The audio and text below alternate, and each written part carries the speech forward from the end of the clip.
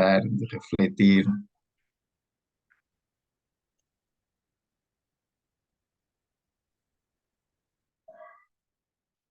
Mas pronto.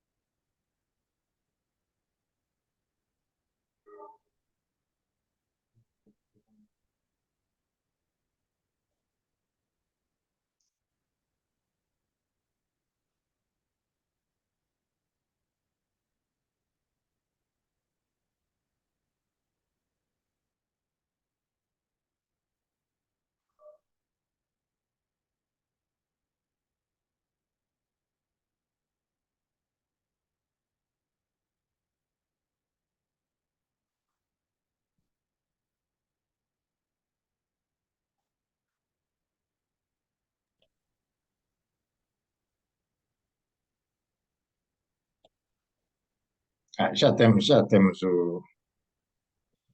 só falta mesmo o Dr. Vítor. Portanto, enquanto o Dr. Vítor está a tentar entrar, por uma razão de ganharmos tempo, eu penso que passaríamos agora a palavra para outro preletor. Portanto, Eugênio, se não se importar, faça favor de tomar a palavra. Ok, eu Dr. Vítor posso entra e depois encaixa-se. compartilhar a minha tela. A Miriam passa-me essa faculdade. Claro, muito. Eugênio, já podes partilhar.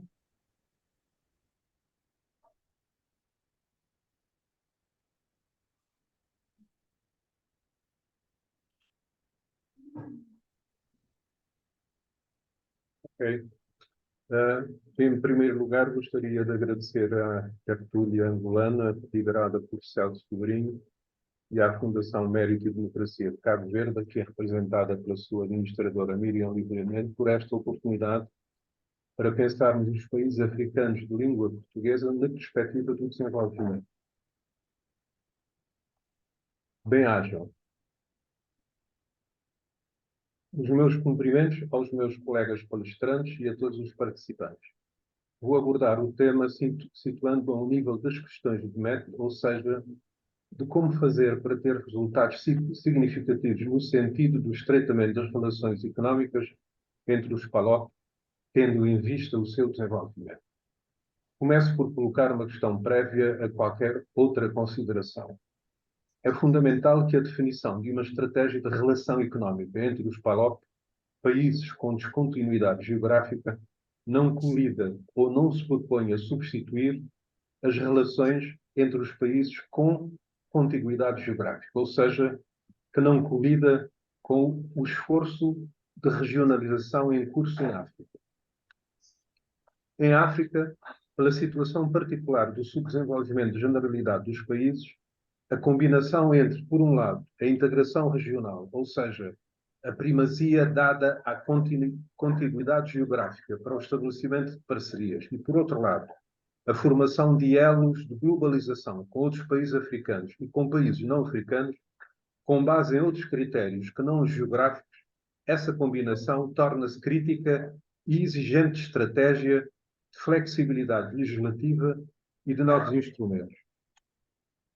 Em conformidade, as questões de método ganham um relevo especial que deve ser sempre tido em conta.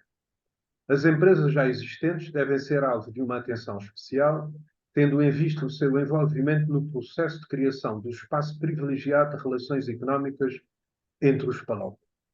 Condições especiais, nomeadamente fiscais, deverão ser definidas em conjunto de forma a potenciar a atratividade do investimento no espaço PALOP. Destaque, entre diversos instrumentos existentes em outras latitudes, uma forte aposta coerente e sistémica usando o instrumento fiscal em convenções fiscais transnacionais de grupos económicos envolvendo empresas dos PALOP, bem como de outros países africanos e de outros continentes. Estas convenções multilaterais, a prazo, poderão construir, igualmente, um dos alicerces da integração regional. Exemplos de outros instrumentos, entre muitos outros.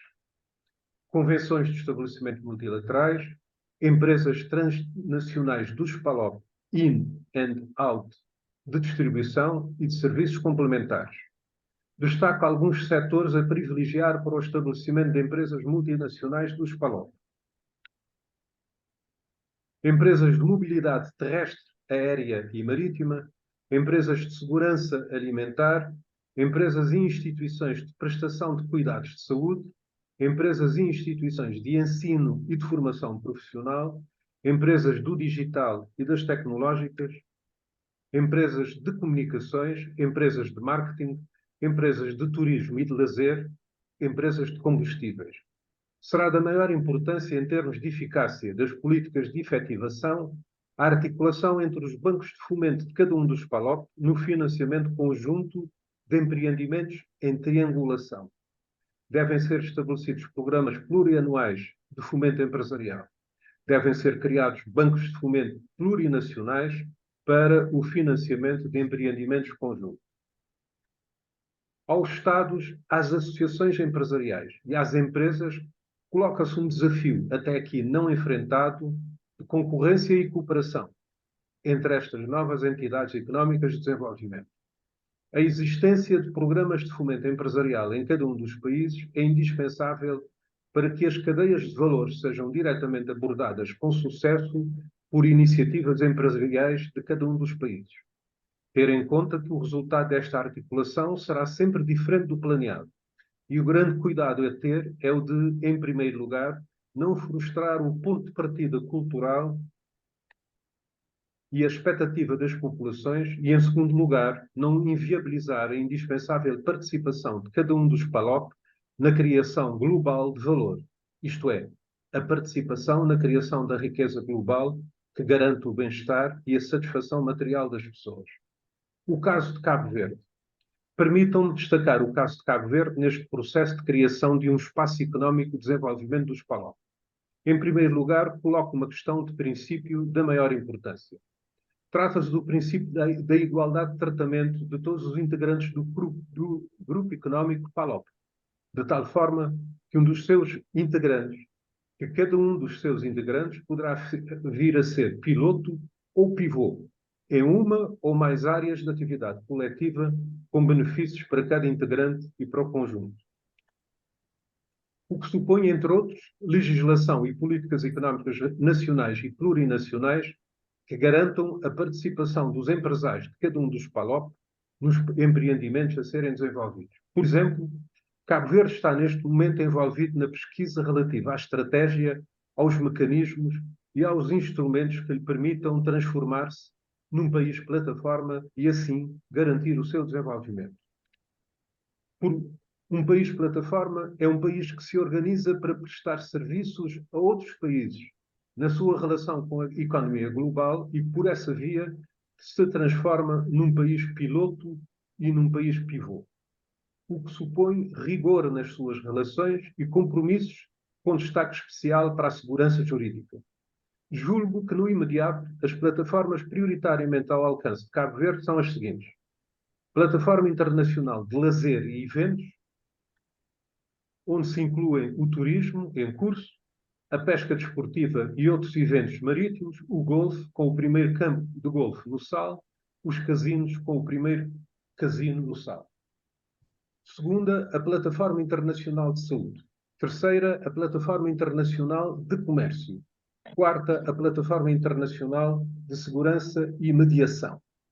Em cerca de 30 anos, Cabo Verde foi capaz de criar um novo setor de atividade económica, o turismo, que se transformou no motor da economia do país, com um papel fundamental no investimento direto externo.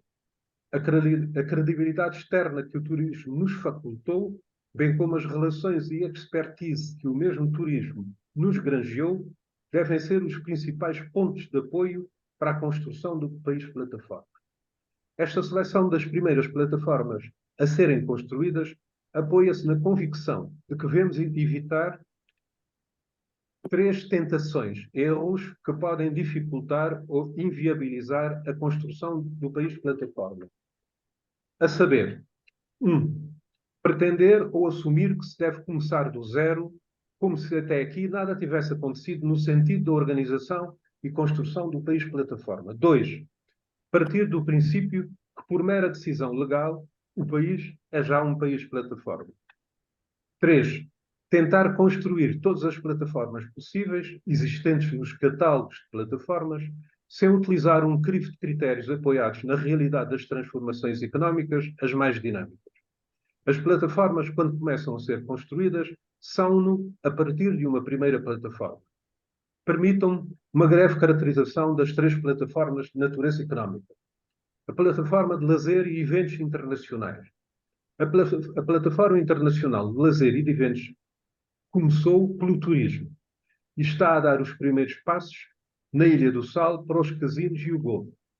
Integrados nesta plataforma estão igualmente a despontar em várias ilhas a pesca desportiva, os desportos náuticos e a navegação internacional de lazer. A Plataforma Internacional de Saúde. Relativamente à Plataforma Internacional de Saúde, está em curso um trabalho liderado por uma equipa multidisciplinar há cerca de 4 anos. No passado dia 30 de setembro de 2022, foi assinado pelo Governo um protocolo de parceria com uma instituição internacional, a HI-Nova, para o começo da construção desta plataforma. São os seguintes os subsetores que integram a Plataforma Internacional de Saúde: a saúde para o turista, o turismo de saúde, a assemblagem de equipamentos de saúde e a sua manutenção, a produção de medicamentos e de vacinas, a criação de um centro de medicamentos e de procedimentos médicos em Cabo Verde. Na definição desta configuração da Plataforma Internacional de Saúde, estiveram envolvidas a Organização Mundial de Saúde e a Africa Healthcare Federation. A Plataforma Internacional de Comércio. A Plataforma Internacional de Comércio deverá apoiar-se em 2 instrumentos fundadores. O instrumento de redes de centrais de compras, a começar pela Central de Compras de Santa Cruz. Os trabalhos estão já em curso, em parceria com a CIMAB, Sociedade de Instalação dos Mercados Abastecedores, instituição pública que há 30 anos está a criar e dirigir os mercados abastecedores em Portugal. O instrumento de redes de centros comerciais duty free nos 4 aeroportos internacionais do país.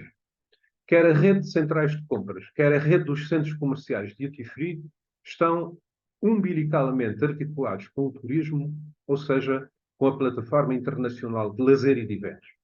Estas 2 redes beneficiam da existência do turismo e são, em simultâneo, qualificadores do nosso turismo. Importa sublinhar que as 3 plataformas económicas na referida síntese são plataformas articuladas. A Plataforma Internacional de Lazer e Eventos, a Plataforma Comercial e a Plataforma Internacional de Saúde decorrem do turismo, que oferece elementos fundamentais para a criação da plataforma comercial e para a Plataforma Internacional de Saúde. Estas 2 plataformas igualmente são qualificadoras do turismo nacional. A 4ª plataforma, a Plataforma de Segurança e de Mediação Regional, igualmente já está em construção desde a independência de Cabo Verde, com altos e baixos, mas que importa reativar com muita força e determinação estratégica.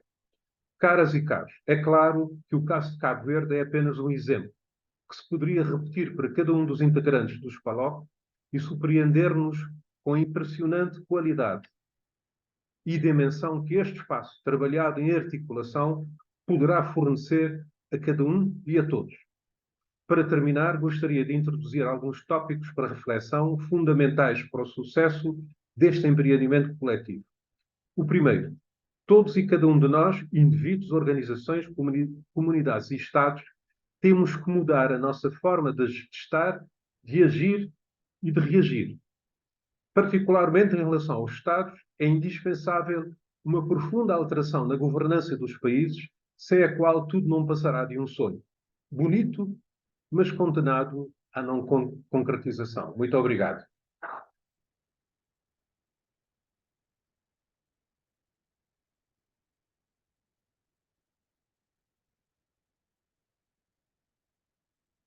E terminei a minha apresentação. Muito obrigado, Eugênio.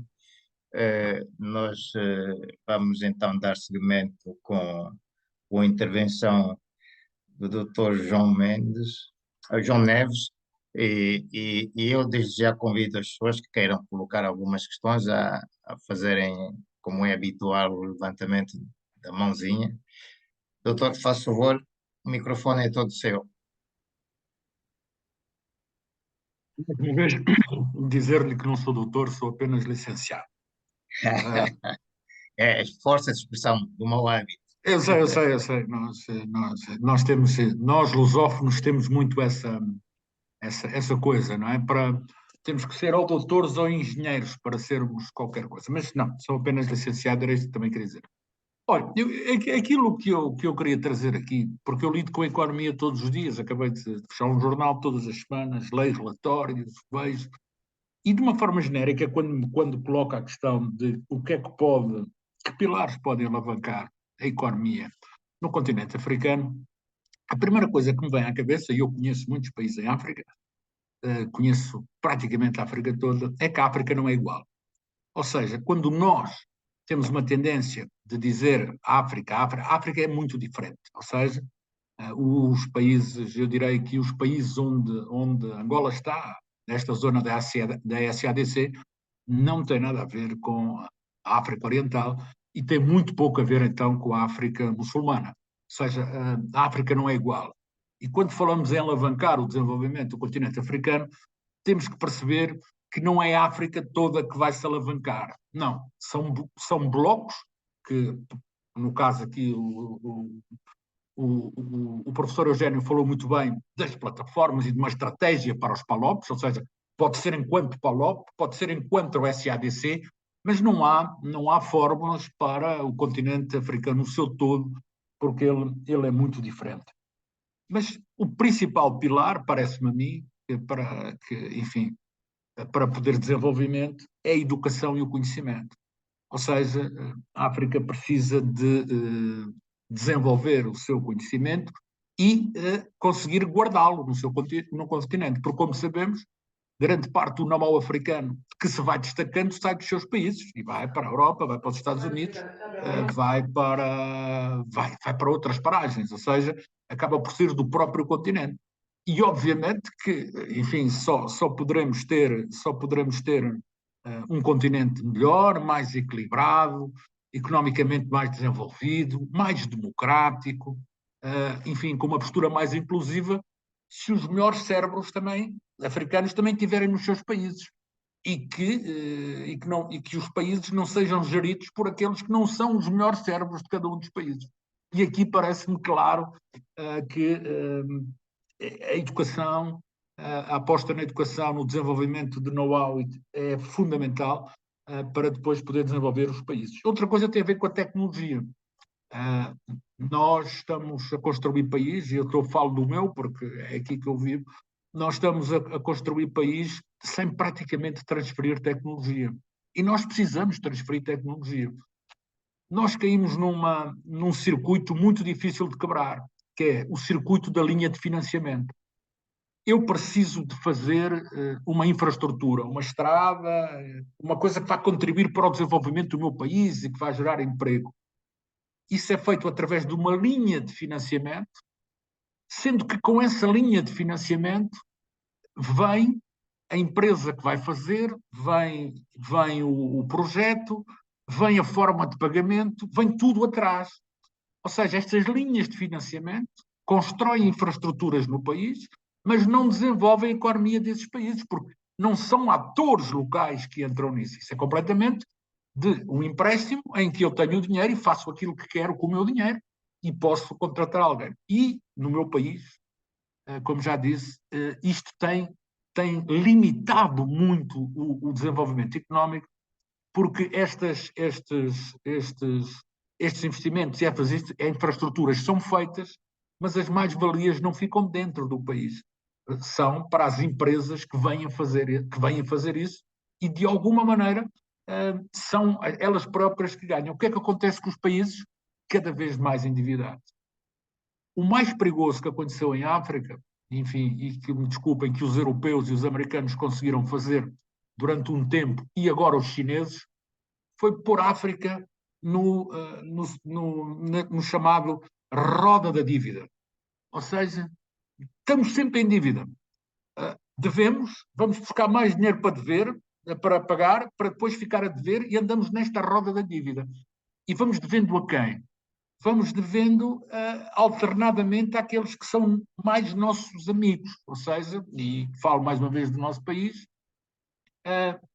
hoje nós tivemos uma dívida enorme à China, estamos a baixar a dívida da China, mas estamos a aumentar a dívida dos Estados Unidos, porque os norte-americanos estão dispostos a emprestar-nos esse dinheiro que nos vão cobrar. E depois, há uma coisa perfeitamente linear que impede também o desenvolvimento do continente. É que $1 milhão para fazer uma fábrica em Angola, aqui em Luanda, no Luís, no Chitato, vai ter, no mínimo, uma taxa de juros à volta dos 13%. Se for feito aí no Porto, onde está o Sr. Celso, que penso que está no Porto, não é? No máximo será 3%. E se for então na Alemanha, no máximo será 1,2%. Como é que é possível competir em termos de acumulação de riqueza e de investimento, ou seja, que sejam investidores locais? Isto só para ter um exemplo. Emprestar dinheiro à África é o maior negócio do mundo. Porquê? Porque o alemão consegue, no seu país, ir buscar um financiamento com uma taxa de 1,5%, 2%, no máximo, e depois vem emprestar ao meu país e aos outros países africanos a 12 e a 14. Isto é um negocião, como vocês devem calcular, porque estes dinheiros também já só entram com garantias soberanas de Estado. Porque se algum país africano discutir isto, disser não, nós não pagamos, pois cai logo nos rankings das agências de ranking que são ocidentais, como sabemos, e deixam de ter acesso aos dólares. Saem da lista dos que podem ter acesso aos dólares. Ou seja, esta roda da dívida, esta roda da dívida em que a África está toda metida, com uma exceção, é verdade que se diga, com uma exceção, que está toda metida, é o que tem que ser quebrado nesta altura. Pode ser quebrado, mas tem que ser quebrado internamente, em cada um dos países. Ou seja, os países têm que se agrupar, eles próprios, para poderem quebrar isto, porque ninguém sozinho vai conseguir quebrar isto. Eu vou-lhe dar um exemplo. Falo de Angola. O nosso comércio externo, apenas 3% do nosso comércio externo é feito dentro do continente. Eu sei que o nosso é monoproduto, é petróleo, mas a África do Sul, até há 2 anos atrás, não nos comprava petróleo. A África do Sul tem grandes refinarias, como sabem, é um grande refinador. Não nos comprava petróleo a nós. Nós não lhes vendíamos petróleo a eles. A gente, como é que dizer, se não nos convencermos que as mais-valias da atividade económica têm que ficar dentro do continente, nós teremos muitas poucas possibilidades. Por isso, para alavancar, por um lado, como já disse, educação, transferência tecnológica, porque estes investimentos não trazem transferência tecnológica, e depois, obviamente, projetos comuns dentro de África, mas projetos que sejam projetos que ajudem as populações, assim poderemos dizer, porque nós, enfim, é uma coisa que acontece, e acontece, enfim, quem acompanha a política já viu, há uma visita de um chefe de Estado africano a outro Estado africano, e assina-se um memorando de intenções para fazer não sei quantos projetos, mas logo na primeira curva, esses que assinaram os projetos preferem fazer esse projeto com americanos e com europeus, como sabemos. Também porque e não vamos aqui, estamos numa coisa que podemos falar à vontade, porque também esses parceiros lhes permitem colocar divisas nesses países assim um pouco pela porta do cavalo. E isto faz o quê? Faz com que as decisões do desenvolvimento económico estejam muito enviesadas em tudo isto. Ou seja, nesta dependência. Por exemplo, não acontece com o meu país, mas vocês acham mesmo que o CFA tem que existir? Como é que dizer? Que sentido é que faz isto? Passaram estes anos todos de independências e o sistema financeiro e monetário, aliás, mas dentro da política financeira, está na mão de França, em 16 países da África. Como é que dizer?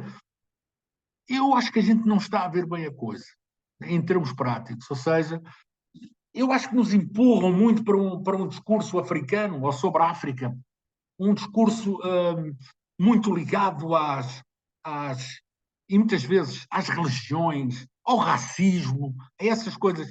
Mas não é isso que hoje está em causa em África. Em África, não estou a dizer fora da África, mas em África não é isso que está em causa. Parece-me que o que está em causa é nós percebermos que o meu negócio vai ajudar o teu negócio que estás na RDC para que a mais-valia do nosso negócio fique aqui, para que a gente possa acumular riqueza, para que possa ter políticas de desenvolvimento. É muito fácil dizer, pois, porque não se investe em educação. Os governos africanos não têm dinheiro para investir em educação porque estão a pagar dívidas enormes. Claro que há erros de governação. Em todo o lado houve, há corrupção. Mesmo se passou no meu país, nós temos tido, enfim, casos que é difícil de acreditar o que se passou, mas a questão é esta. A questão é que nós temos que ter este orgulho de ser daqui, de ser africanos e de querer fazer ricos. Eu, por exemplo, muitas vezes há a questão que se discute aqui, que se discuta algumas vezes aqui, a questão das duplas nacionalidades e as questões que estão ligadas a ascendências, mas tu vieste de onde, etc. Eu acho que isso tem o seu valor, obviamente que tem. Nem sequer vou discutir isso e tem a sua importância. Mas a mim o que me preocupa aqui é saber onde é que ele tem a casa para passar a reforma. Como é que eu posso confiar em alguém que já assume que vai passar a reforma nos Estados Unidos, no Dubai, já tem a casa, já tem tudo lá montado, está só à espera de ir? Como é que nós podemos confiar nessas pessoas? Por isso, eu acho que quando nós discutimos isto, enfim, o processo histórico existe, a questão das fronteiras, tudo isso existe, mas, caros companheiros, o desafio hoje é económico. Se a gente não conseguir ter alguma autonomia económica e quebrar esta roda da dívida e podermos decidir que projetos queremos, no centro de Luanda, com este calor, há edifícios totalmente vidrados. Porquê? Porque foi a linha de financiamento do projeto, veio assim, está lá, gasta 10 vezes mais ar-condicionado, como é óbvio, não é? Ou seja, enquanto a gente não quebrar isto e não conseguir, isto depois acontece com as fábricas, acontece com as estradas, saídas à esquerda, acontece com tudo. Ou seja, se nós não conseguirmos quebrar isto, se nós não tivermos, nós, quando digo nós, governos africanos, tivermos poder de decidir que tipo de investimentos é que temos que fazer para que nós possamos ser mais ricos, não temos qualquer hipótese. E só é possível se quebrarmos esta roda da dívida. Bem, isto para a primeira intervenção era o que eu queria passar, em termos práticos. Muito obrigado, João. Eu penso que o Dr. Vítor Ramalho não entra, nem o professor Alves, então nós vamos abrir aqui uma primeira ronda de perguntas que desde já podem ser colocadas, sempre por aquela ordem. E depois desta primeira ronda de perguntas, vamos dar a palavra ao painel para poderem responder e assim vamos indo. Portanto, Ilídio Deio, faça favor, boa noite, seja muito bem-vindo, tem a palavra. Boa noite a todos, cumprimentos aos palestrantes. E a pergunta que tenho é com o João Armando, também felicitá-lo, gosto muito de ouvi-lo na LAC, sobre a cimeira dos BRICS que aconteceu na África Sul e a entrada dos novos países dos BRICS, principalmente na parte do Médio Oriente e dos africanos, foi Egito e Etiópia. Temos a África Sul é um membro dos primeiros, né, dos cinco. Como é que vê o bloco da SADC que na próxima ronda de entrada dos países dos BRICS, provavelmente o bloco SADC, Angola, de Angola até Moçambique, né, fazendo esse corredor do Atlântico até o Índico, como é que vê a criação, primeiro, a consolidação do tal bloco econômico da SADC, se é uma miragem ou pode acontecer a curto prazo? Na criação deste bloco SADC, como é que vê essa integração nos BRICS? É uma pergunta. Outra pergunta tem a ver com a nossa economia informal, que acredito ser, em termos comparativos com outros países da SADC, termos as taxas mais altas de economia informal. E até que ponto essa economia informal dificulta a potenciação da nossa economia? São essas duas perguntas. Obrigado. Muito bem, Lídio, muito obrigado. Oliveira, faça favor. Boa noite, seja muito bem-vindo. Boa noite a todos e a todas que cá se encontram. É um prazer poder estar aqui, partilhar dessa trincheira de ideias, assim que eu chamo esse nosso grupo de tertúlia modestamente à sexta-feira. Eu tenho duas perguntas a fazer. Vou começar a primeira para o nosso caro irmão historiador, Carlos, mas prefiro chamá-lo pelo nosso nome africano, Kwesi. Acho um nome muito interessante e bonito. Vou começar por ti, meu caro.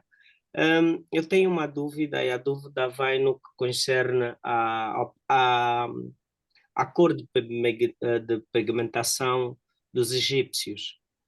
Diz a história que o povo egípcio era preto, preto ou mais de melanina de cor escura. Como é que se explica essa transformação? O Egito que a gente vê hoje não é o Egito que a gente conhece pela história, e também não é toda a história, né? Porque se vimos muito bem a história que é contada sobre o Egito nas universidades mais clássicas, é um Egito branco, não um Egito de melanina preta. Eu gostaria que pudéssemos explicar a que se deveu a transformação e o porquê de uma certa ciência de imperialismo no que concerne ao todo de pigmentação dos egípcios. Esta é a primeira questão ao nosso irmão Kwesi. Ao nosso caro irmão João Armando, que fala diretamente de Angola, tão privilegiado porque está no calor e eu estou aqui no frio, mas vamos ultrapassar isso. Há aqui duas abordagens no que concerne ao desenvolvimento da África, sobretudo nas redes sociais e nos canais mais informais. Há quem acredita que para o desenvolvimento da África em particular é preciso que a África feche-se ao mundo. Fechasse ao mundo no sentido de analisar-se a si mesmo, estudar-se a si mesmo e daí então criar uma estratégia interna para poder fazer face a essa roda do ciclo da dependência ou da dívida, né? Esta é uma visão e algumas pessoas acreditam que a China é um exemplo desse, porque a China fechou-se para o mundo durante muito tempo e partiu dali criando uma certa estratégia. Há uma outra visão, que é a visão de uma criação de uma moeda africana que esteja indexada a um material ou a um minério ou se calhar ao ouro, tendo em conta que os outros países europeus não têm ele no seu subsolo. Face a essas duas visões que andam aqui à baila ou à discussão, qual das visões é que o senhor ou o nosso irmão João Armando acredita que seja uma possível solução para o desenvolvimento da África? Fico por aqui, muito obrigado. Muito obrigado, Oliveira. Portanto, vamos dar a palavra ao Rui Assis. Rui, por favor, boa noite, bem-vindo. Liga a câmara e o microfone, por favor.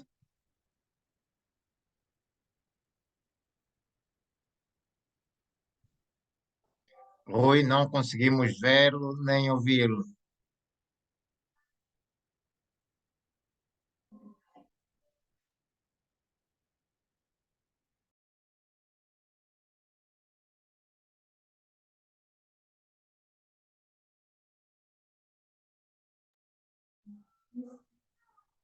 O som, Rui, o som.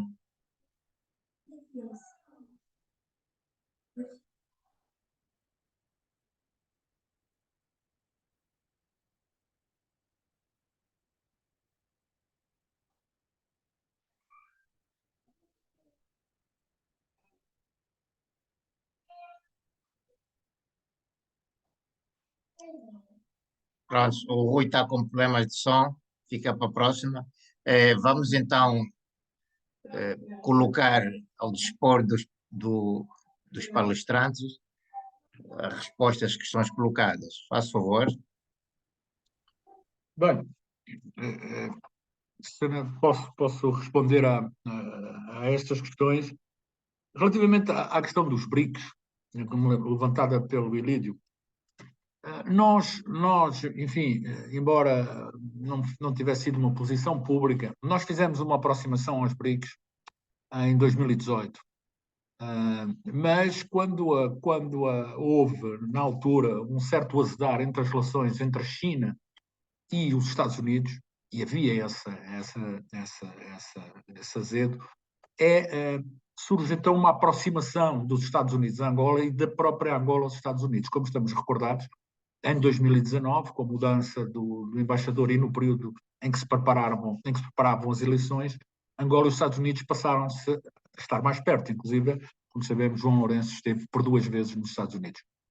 E isso possivelmente terá afastado Angola da primeira linha dos BRICS, assim poderemos dizer, da primeira linha destas adesões. Agora, eu queria que ficasse claro que não me parece que isso seja decisivo para a nossa economia. Ou seja, não me parece que isso seja um mal muito grande, ou que se a gente tivesse entrado nos BRICS isso seria uma solução para nós todos.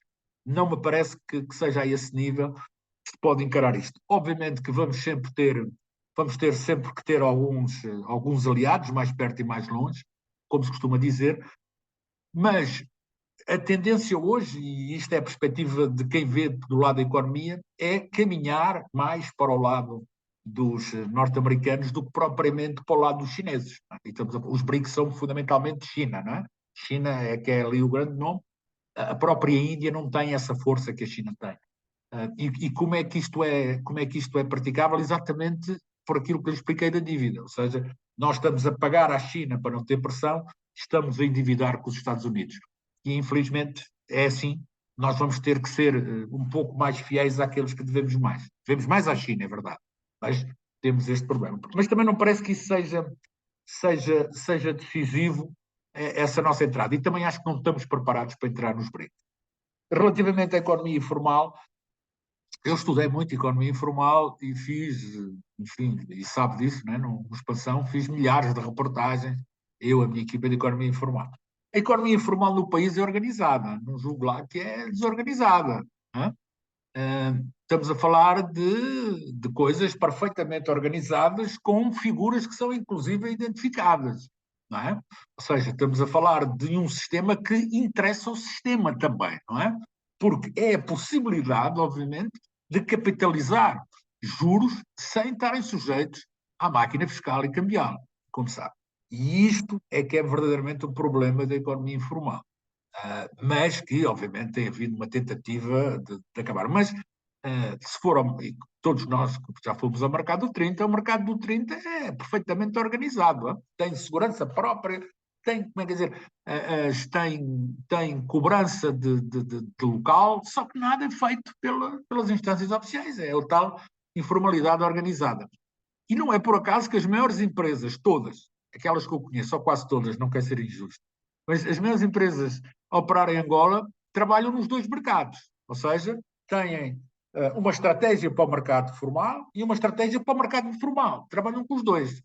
Né? Inclusive, como sabe, os próprios bancos, não deixa de ser engraçado, hoje já abre conta sem ter número da AGT. Ou seja, abre conta só com bilhete de identidade. Ou seja, os próprios bancos já têm uma estratégia para o informal. Está a perceber? Ou seja, isto faz parte, mas obviamente que isto tem que baixar, mas vale, como disse, eu não conheço nenhum país com essa percentagem, vale 80%. Mas a gente tem sempre tendência a dizer que vale 80% da economia, ou daquilo que é a economia, mas não esquecer também que vale também 80% do emprego. E isto também é importante, e sem emprego as economias também não se fazem.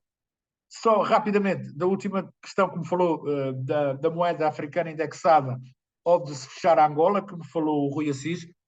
O Rui Assis, eu como lhe disse, não foi o Rui Assis, foi o Oliveira, peço desculpa, Oliveira. Eu como disse, não há, eu acho que a África é muito diferente, ou seja, A África é demasiado diferente para ter uma moeda única africana. Do meu ponto de vista, os interesses, os países, as pessoas que estão à frente, parece-me que é demasiado grande para ter uma moeda única africana e estamos muito longe ainda. Enfim, a moeda única, uma moeda indexada como existe em Cabo Verde, exatamente porque Cabo Verde também é um universo muito mais pequeno e parece muito difícil, pelo menos nos próximos anos, que se fale sobre isto. Relativamente a fechar ao mundo, não é possível fechar o continente ao mundo, enfim, mas eu estou de acordo consigo. Talvez se a gente olhasse mais para nós, as empresas africanas olhassem mais para as empresas africanas, olhássemos um pouco mais para, em vez de todos queremos ir de férias ao Dubai, ou a Madrid, ou a Lisboa, fôssemos a Zanzibar e fôssemos a outros locais, eu acho que isso seria bom para todos. Ou seja, não é possível fechar, mas o maior respeito por estes países e maiores relações entre nós, isso parece-me fundamental.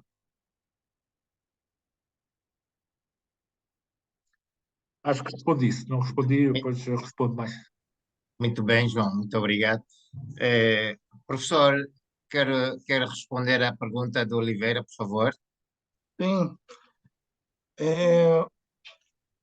Oliveira, é o seguinte: o Egito foi uma civilização originalmente negra africana, né? Existem estudos que dizem que essa população veio da região dos Grandes Lagos, em direção ao atual Baixo Egito. E só que essa região é uma região que, assim, ao longo da história, ela invadiu territórios e foi invadida. Então, por exemplo, Kemet, Terra Preta, invadiu territórios dentro do continente africano, tinha inimigos vizinhos, invadiu territórios na Ásia, chegando até o sul da Turquia. E, posteriormente, ele foi invadido por povos vindos da Ásia e povos vindos da Europa, como Grécia e, por último, o Império Romano. Então, aí depois, posteriormente, séculos depois, você teve o surgimento do islamismo. Então, essa região, norte da África, parte do Oriente Médio, parte do sul da Europa, é uma região onde a história foi muito intensa, surgiram diversos impérios que invadiram territórios, foram invadidos. Então, essas populações, elas se misturaram, né? Isso está presente na história desse país. Mas, assim, nós tivemos várias rainhas e reis dessa civilização que eles foram registrados, assim, tanto nas esculturas quanto em desenhos, e essas pessoas tinham uma pele escura, né? Semelhante a mim, semelhante a várias pessoas que estão aqui. Isso não se pode negar, mas eu entendo que isso que nós estamos falando é uma disputa de narrativas, né? Porque assim, a narrativa predominante é a narrativa do Ocidente.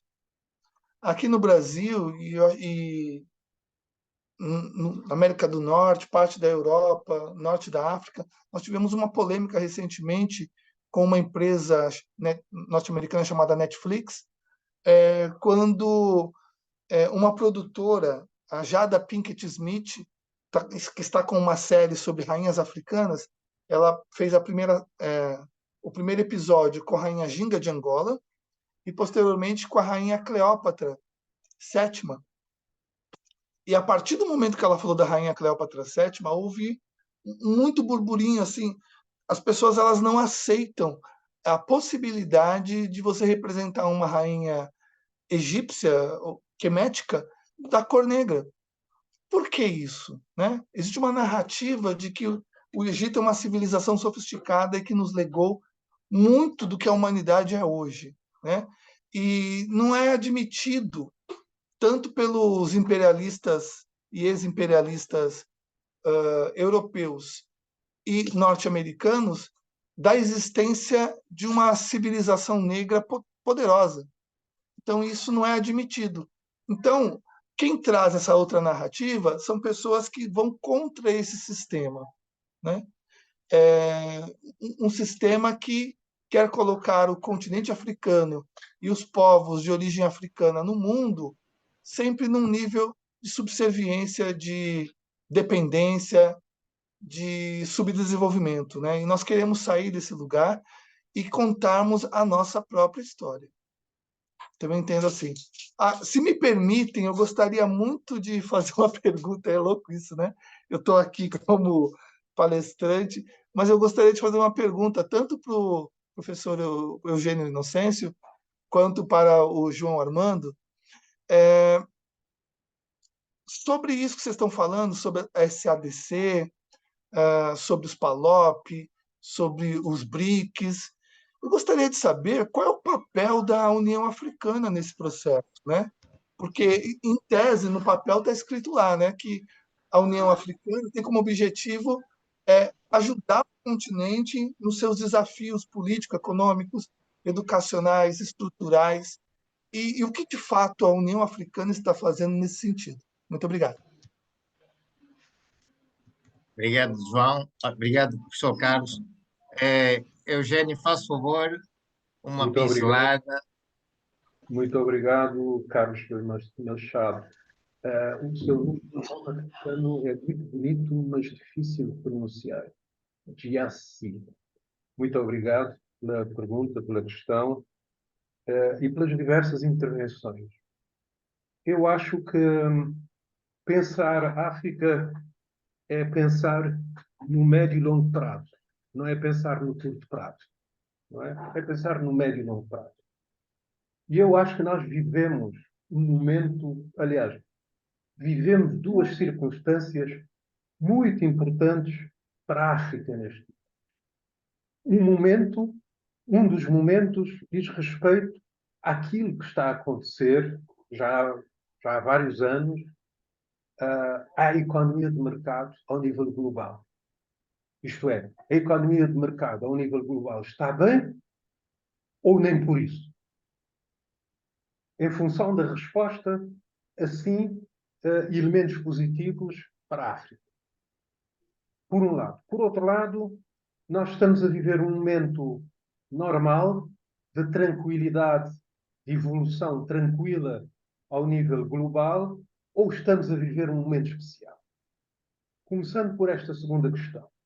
Aliás, eu tenho um livro que vai ser editado agora em outubro e novembro e que aborda estas questões em pormenor. Isto é, num pormenor que não dá para a nossa reunião. Eu entendo que a humanidade está a viver um momento de aceleração da história. Isto é, a pandemia e a guerra na Ucrânia introduziu um elemento na história que acelera todos os processos. À semelhança do que aconteceu com a Segunda Guerra Mundial, foi também um acelerador da história. Nós, em África, beneficiamos, e de que maneira, desse acelerador da história com as nossas independências. Não fosse a Segunda Guerra Mundial, as independências não teriam acontecido da forma como aconteceram. Não é? A África também beneficiou de um segundo acelerador da história, que foi a queda do Muro de Berlim. Não fosse a queda do Muro de Berlim como aconteceu e no momento que aconteceu, as democracias em África não teriam acontecido como aconteceram e no momento em que aconteceram. Ora, se nós de facto estamos a viver um momento que é um acelerador da história, há um conjunto de acontecimentos que vão ter lugar e que só terão lugar precisamente por causa desse acelerador da história. E serão acontecimentos espetaculares, assim como foram as independências. Ou seja, não é o dia-a-dia que nós temos estado a viver. Voltando à primeira questão, que é o que é que se passa neste momento com a economia de mercado? A economia de mercado está bem? Está mal? Há oportunidades que podem surgir e que a África, ou seja, os países africanos, de forma diferenciada, como é óbvio, podem tirar partido? Eu acho que sim. A economia de mercado não está bem. E não está bem antes da pandemia. antes da invasão da Ucrânia. É um problema estrutural, que é aquilo que os economistas chamam a queda do coeficiente marginal do capital. O coeficiente marginal do capital está em decréscimo, cada vez mais em decréscimo. Um elemento que prova isso, porque obviamente os governos sucessivos dos países mais desenvolvidos têm tentado dar uma resposta a isso, é o estabelecimento de taxas de juros nos países mais desenvolvidos abaixo de 1%, e em alguns casos até com valores negativos.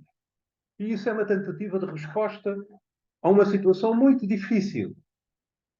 Por outro lado, também os países mais desenvolvidos estão com um grande problema, que é a crise demográfica. A crise demográfica é global e afeta essencialmente os países mais desenvolvidos. Vejam o caso, por exemplo, da China. A China, em 2022, perdeu 500 mil pessoas. Provavelmente, em 2023, vai perder 1 milhão de pessoas. E isso não há como parar, porque são opções da classe média, das famílias, que só querem ter um filho, à semelhança do que acontece neste momento nos países mais desenvolvidos da Europa, do Japão, dos Estados Unidos. E isso coloca uma crise demográfica extremamente perniciosa para a economia de mercado dominada pelos países mais desenvolvidos. A África aqui aparece como solução para esses dois problemas profundos da economia de mercado. Por um lado, a África pode corrigir a queda do coeficiente marginal de capital e, por outro lado, a África é um grande reservatório demográfico. Neste momento, a África representa cerca de 18% da humanidade e, no prazo de mais ou menos 70 anos, isto é o médio e longo prazo a falar, a África representará cerca de 1/3 da humanidade. A solução que os países mais desenvolvidos, incluindo a própria China, mas daqui a poucos anos, incluindo o próprio Brasil, e daqui a poucos anos, incluindo a própria Índia, e já os países da União Europeia, e já os Estados Unidos da América, e já o Japão, a solução económica, digamos, fria, económica, passa pela deslocalização industrial para o continente africano. Industrial e de serviços. Provavelmente quem vai começar a fazer isso de forma massiva vai ser a própria China. E vai ser a própria China, eventualmente, para o Egito, para a Etiópia e para a África do Sul. Mas assim que a China começar a fazer isso, todos os países europeus vão também fazer isso. Vai ser uma necessidade de resposta da economia de mercado. Ou seja, não é porque gostam muito dos africanos ou de repente descobrem que os africanos são bonzinhos e que precisam disto. É uma necessidade ditada pela economia de mercado. Como eu disse, eu desenvolvo estes temas todos no meu livro, que vai ser editado e que teremos todo o gosto em discutir mais à frente. Mas o que eu digo é o seguinte: a África não se vai fechar sobre si própria. A solução da África, à semelhança do que aconteceu com a Ásia, é através da globalização. Obviamente introduzindo conceitos novos, necessidades novas, propostas novas. Cabe-nos a todos nós pensar isso, incluindo a própria União Africana, uma das perguntas que foi colocada. Eu lembro, por exemplo, António Guterres, o secretário-geral das Nações Unidas, uma das suas propostas de reforma das instituições internacionais é a entrada da União Africana no Conselho de Segurança das Nações Unidas.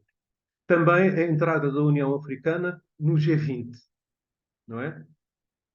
Há uma série de coisas que estão para acontecer. É evidente que nós, os africanos, temos que nos dar conta disso. Porque se não nos dermos conta disso, se nos dermos conta disso, seremos capazes de introduzir elementos neste processo todo que nos beneficiam. Se não formos capazes de dar conta disso, ou se nos dermos conta deste acelerador da história, tardiamente, vamos ser passivos. E vamos ser surpreendidos com aspectos que não serão bons para os países africanos. Muito obrigado. Obrigado, Eugênio. Eu iria Deixa-me dar a só palavra. acrescentar, posso acrescentar só uma Faça coisa da favor, União faça favor. Africana? E da União Faça Africana, favor. porque também o professor Carlos tinha falado sobre isso. Como sou jornalista e economista, tenho assim uma linguagem mais perto. A União Africana não serve para nada, caro professor, em termos práticos. Essa é que é a grande verdade, não é? Ou seja, a União Africana em si tem muito pouca, serve muito pouco a África e defende muito pouco a África. Mas isso é normal que assim seja, porque a União Africana começou e nasceu com o orçamento pago pelos franceses e hoje é pago pela União Europeia, ou seja, os próprios países africanos parece que não estão dispostos a contribuir para a União Africana, ou seja, a automatizar o seu orçamento. Toda a gente deve dinheiro à União Africana, ninguém paga. Como é que quer dizer? Dá às vezes a ideia que, enfim, as pessoas também não querem, entende o que eu estou a dizer? E esta é uma questão óbvia, e isto tem a ver com aquilo que eu já disse, é que a África é demasiado grande, demasiado diferente para a gente querer olhar para a África como um todo. Já só na SADC é difícil. Só se a gente considerar a África muçulmana, também é difícil. Quanto mais não há, do meu ponto de vista, não há uma possibilidade de a União Africana, de haver um organismo, vou mais longe, de haver um organismo que possa representar a África no seu todo. Eu acho que ainda estamos longe, ainda estamos um pouco longe disso, porque os países são demasiado diferentes. Isto é a minha leitura. E basta ver o que acontece, por exemplo, quando há uma eleição numa federação desportiva. Imagina, na Confederação Africana de Futebol ou na Confederação de Basquete. Ingleses de um lado, franceses do outro, os outros não sei o quê. Como é que dizer, nunca dá nada. Como é que dizer, nós não temos ainda não estamos nessa fase, por isso eu defendo, obviamente, pequenos blocos. A África ficará mais defendida e se cada pequeno bloco tentar ser um bloco, como nós aqui na SADC, como a CDAO, como é que dizer, como os PALOPs, como é que dizer, cada bloco poder ser um bloco. E destes blocos todos juntos, quando nos habituarmos a ser bloco, então pensarmos num organismo que possa representar todos os africanos. Celso, permite o diálogo e permite-me responder diretamente aqui Faça favor. ao nosso amigo João Armando.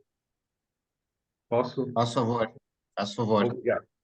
João Armando, eu também já fui jornalista durante muitos anos, na década de 80. Fui, inclusive, jornalista da agência Lusa no Departamento de Coordenação de Economia.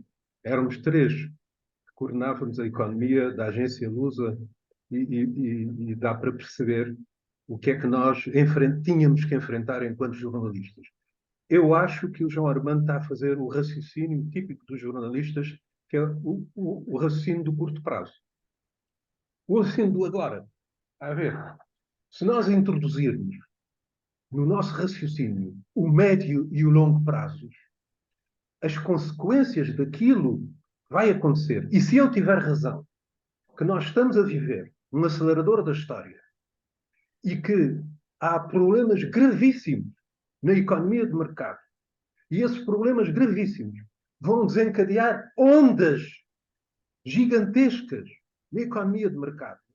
Essas ondas criam consequências a todos os níveis. A ver, a todos os níveis. E essas consequências, por exemplo, poderão fazer com que, de repente, a União Africana tenha dinheiro para pagar as suas despesas, etc, etc, etc. A ver, veja aquilo que aconteceu com a industrialização da Ásia. A Ásia, há 50 anos, era outra África. Era outra África. Pura e simplesmente. Hoje, a Ásia não tem nada a ver com isso. A Ásia tem personalidade, tem capacidade de tomar decisões e de dizer nós queremos fazer assim e não assado. Ora, se nós introduzirmos aqui o médio e o longo prazo e se acreditarmos que estamos a viver um processo que vai ser de grandes transformações, necessariamente de grandes transformações que vão romper com aquilo a que nós estamos habituados. As consequências, obviamente, vão ser diferenciadas. É evidente que eu não penso à semelhança do que aconteceu, por exemplo, com a Ásia, aliás, do que aconteceu com a Europa. As transformações europeias foram diferenciadas.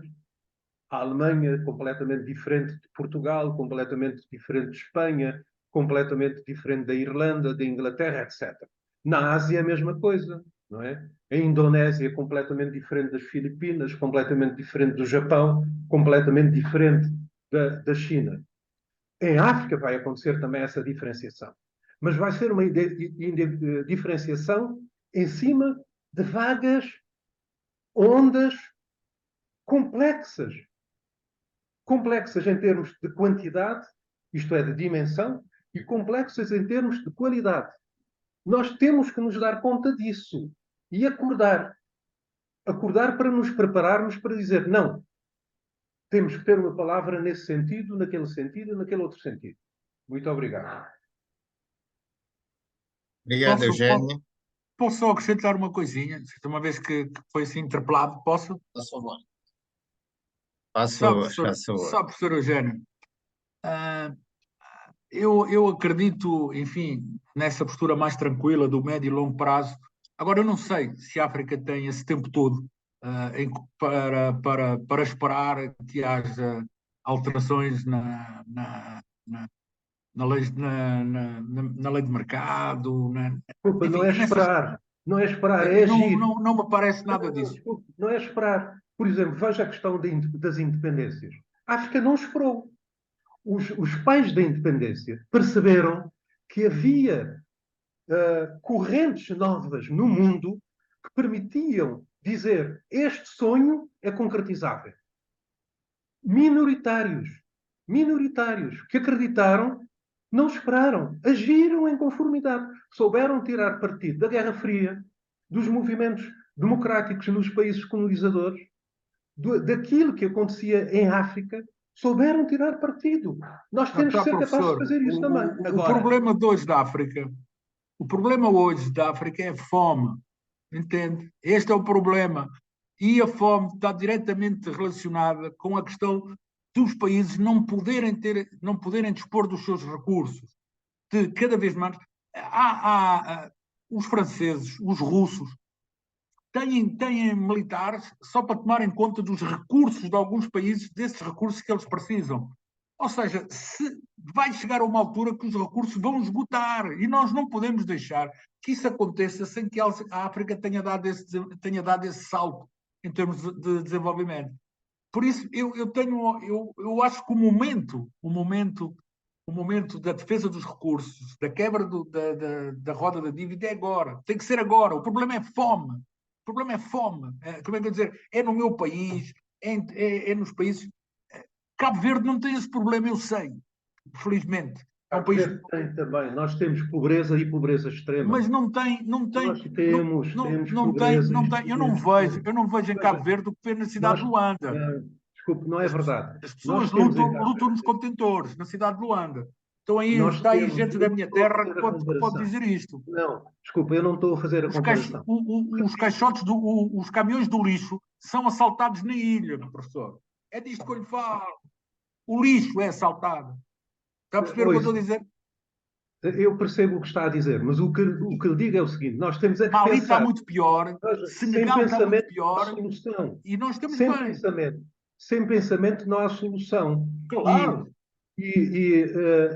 Reduzirmos-nos ao dia a dia jornalístico, desculpa a expressão, reduzirmos ao dia a dia jornalístico dos caixotes de lixo não leva a solução rigorosamente nenhuma. Tal como não leva a solução nenhuma nós refugiarmos na intelectualidade da docência, que nunca resolveu os assuntos. Calma, isto tem que ser um Ou se e podemos outro. continuar com a Temos onda que de ser uns e perguntas, outros. só para quebrarmos aqui um bocado de gelo. Rui, já, Eu já, já já, fazia a pergunta. já passo a palavra. Doutor Eugênio, grande respeito por si, peço desculpa se fui desagradável.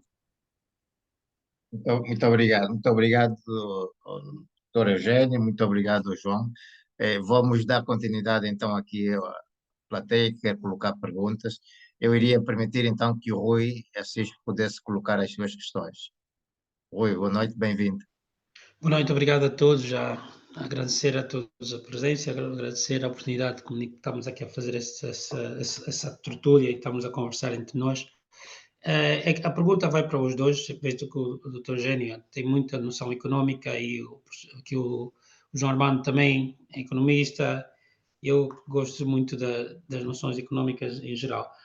E percebo toda essa nuance de haver sempre um esbravejar para a África, que já é antiga, e hoje parece que até começa a ser muito maior, como que o Dr. Eugênio diz, em relação à situação populacional na Europa, a situação económica e financeira dos próprios bancos centrais europeus e pelo mundo afora, a condição de rendimento, de retorno de investimento e assim para frente. Mas nós estamos à procura dos pilares, e os pilares que nós queremos encontrar são os pilares que nos podem ajudar a dar saída do ciclo que o João Armando falou, né? Do ciclo da dívida. Conseguimos sair desse raio que nós estamos a viver todos os anos, que é um ciclo muito comum de quem tem recursos minerais. Endivida-se, usa mal o dinheiro, como aqui o João diz, que os projetos já vêm de carteira a dizer o que é que nós temos de fazer, ou como é que têm de ser aplicados. É aí onde eu queria chegar e perguntar, será que não é a altura, como aqui o Dr. Eugênio quer dizer, de nós termos uma carta na manga de forma diferente, de recebermos esses financiamentos, para começar, usamos, mesmo sendo eles pré-definidos para onde têm de ser, nós temos a capacidade de olhar para isso de forma financial engineering, né? de engenharia financeira, de valuation, de forma a chegarmos perante quem quer que seja o parceiro que esteja a fazer esse financiamento, de perceber que o win-win, no fim do dia, envolve mais no desenvolvimento económico para o longo prazo, não é? Da nação em que esse financiamento é aplicado. Porque aí tem uma rentabilidade, já que vamos chamar os 3% que o Banco Central aqui oferece para ir para investimento, o empréstimo para ir emprestar à África a 13%. Quando se a África consegue fazer isso a 22%, 23%, baseado naquilo que seriam os fatores de investimento económicos com rentabilidades muito mais aceitáveis e muito mais válidas, será que nós não estaríamos perante uma possibilidade de olharmos para questões legislativas, engenharia financeira e económicas, que consigamos negociar perante qualquer que sejam os investidores e apresentar, olha aqui, isto que está-me a apresentar realmente é fantástico, tem a rentabilidade que o senhor está a dizer, realmente, tem só cobra os riscos, ou cobra os riscos que realmente está presente. Mas o que eu lhe vou apresentar tem é muito mais aliciante, tem muito mais cobertura de risco e tem um retorno de investimento superior àquilo que pode esperar. Será que a partir desse momento não teríamos condições de dobrarmos a curva e dizer, não, agora podemos investir aqui, porque perante esse investimento que já é rentável para o parceiro que está a fazer investimento e para nós, tem como colateral todos os outros efeitos que nós queremos, tecnológicos, para começar, não é? Económicos, educacionais para a própria sociedade. Era essa um bocado a minha pergunta. Será que não está na altura de fazermos essa curva, não é? E nós sermos mais proativos em forma de estudos financeiros que definam aquilo que é o investimento que tem de ser feito no nosso país. Muito obrigado, Rui. Eu iria passar a palavra ao Garcia Bija, que fala a partir do Brasil. Garcia, boa noite, muito bem-vindo. Faz favor de ligar o micro. Sim, boa noite a todos. Ora, boa noite. Me ouvem? Perfeitamente. Me ouvem bem? Está bem, Perfeitamente. está bem. Obrigado, obrigado. Eh, Sempre que ouço falar de economia, salta uma pulga nas orelhas, né? E como falava o economista João Armando, é o momento de cortar essa roda de financiamento, né? E parece-me que esses financiamentos, que não passam de uma operação dos Estados, né? Mas salta à vista também que esses financiamentos não passam de uma forma soft, né? Uma forma aperfeiçoada de dominação, de neocolonialismo. Como é que eu, como governo de um país, Angola, vou lá receber um financiamento e tudo o que devo fazer é por orientação do financiamento? Dificilmente a gente vai atingir aquilo que são os objetivos básicos que uma sociedade devia atingir, como Angola, que se diz tão rica, mas na prática tal riqueza não se reflete na vida das pessoas. E às vezes eu falo que um país só é rico quando, na verdade, a sua riqueza se reflete no dia a dia da população. Contrariamente, são discursos, e Angola não passa de discursos, embora na prática tenha muitos recursos, né? Angola é um país rico, mas infelizmente a maior parte da população é pobre. E depois, preocupa-me também, e isso envaidece, portanto, os imperialistas do Ocidente, quando, por exemplo, membros do governo, e falo concretamente da Angola, onde eu sou, quando doentes são evacuados para Portugal, Espanha, Alemanha, para se tratarem. Até quando teremos um serviço de saúde credível? Se até a própria ministra da Saúde vai se tratar em Portugal, isso quer dizer que não se acredita nos serviços de saúde do seu país. Quer dizer, nós temos situações muito graves e até que seriam básicas.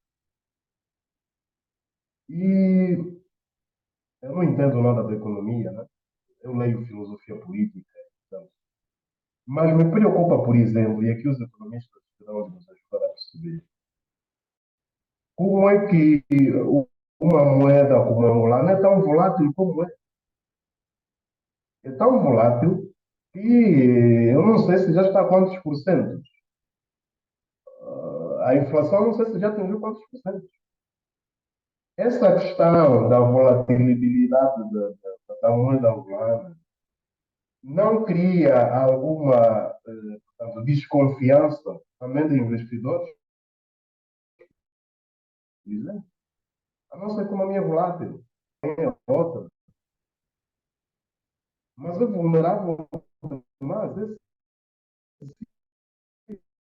essa vulnerabilidade. De amor à pátria, porque o amor à pátria reflete-se no amor pelo outro, amor ao próximo, que faz com que, por exemplo, dirigentes africanos, particularmente angolanos, prefiram passar as suas férias na Europa e a sua aposentadoria também na Europa, investam mais na Europa do que no seu país, Angola, por exemplo. Quantos governantes terminaram os mandatos aí como ministro e agora estão em Portugal? Temos estado a nos encontrar nos supermercados em Portugal. Estão lá, aposentados. Portanto, eu acho que é momento, como dizia alguém, de a gente olhar a Angola ou a África e ver aquilo que temos e evitarmos depender sempre dos outros. E não conseguiremos depender totalmente dos outros, deixar de depender totalmente dos outros, se a nossa economia continuar a estar como está. As nossas economias estão muito, Bem, Garcia, eu muito iria débeis. apelar ao seu Nós poder de somos mais síntese. de discursos.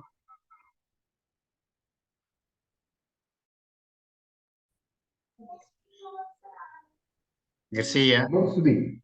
eu iria apelar ao seu poder de síntese por causa do tempo. Não, sim, sim. Está bem, está bem, está bem. Está bem, está bem, está bem, está bem. E, portanto, eu acho que nós temos de aproveitar a tal cooperação que há, mas essa cooperação devia ser um pouquinho mais equilibrada, porque é desequilibrada. E a África, como dizia o economista João Armando, também jornalista, é diferenciada, sim, é mesmo diferenciada. Todavia, essa diferença deve ser aproveitada para aperfeiçoar os mecanismos de qualquer Estado, um dos Estados. Porque também um mundo sem diferença se torna monótono, né? E aqui então a diferença deve ser entendida como uma fonte de criatividade, e é essa criatividade que nos falta, particularmente como angolano. Muito obrigado. Obrigado, Garcia. Eu iria então passar a palavra novamente ao painel e iria deixar já aqui o apelo a quem quiser colocar alguma questão, ou levanta a mão, ou então manifesta-se por via do chat. Faço favor, Eugênio, professor, João. Muito obrigado, Celso. Eu ia dizer o seguinte, penso que é esta a grande questão. A ver, numa competição, ganha aquele que tiver vantagens competitivas. Seja o futebol, seja o basquetebol, seja a natação, seja a economia. Seja a economia. Tens vantagens competitivas? Se tiveres, usa essas vantagens competitivas. No futebol é a mesma coisa. Quer dizer, se um clube tem, uma equipa tem vantagens competitivas, por exemplo, no fulano que joga no meio campo do lado esquerdo, ou no fulano que joga como ponta de lança.